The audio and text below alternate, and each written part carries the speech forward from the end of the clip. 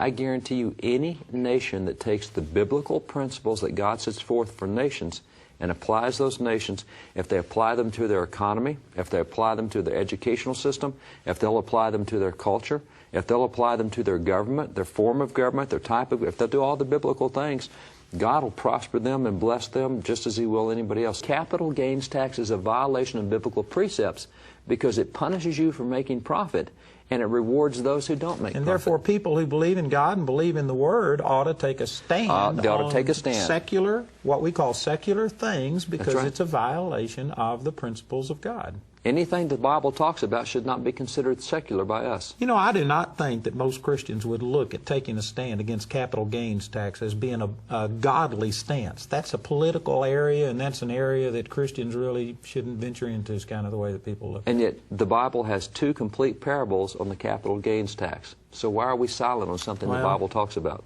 Well, you know, it's really interesting because as you get into the Bible... Architecture and bridges. Architecture, the Bible has so much to say about architecture and building structures, and so they were looking at the bridge as a form of architecture, and architecture was a gifting and calling of God, and they went through all the architects in the Bible and the structures they built.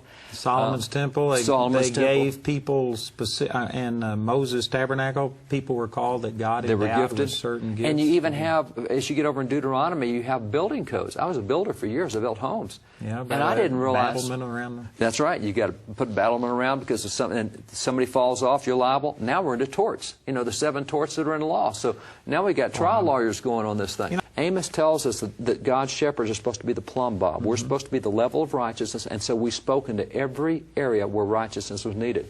What's happened today is marriage, abortion, public religious expression, education, all these biblical issues.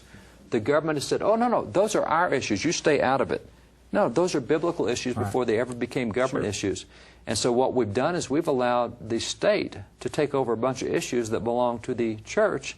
That's what revival preachers did back then. They were involved in every aspect of the culture. They were leaders, and that's where the Christians are supposed to be. We're supposed to be leaders on economic policy. We ought to be leaders on military. We ought to be leaders in education.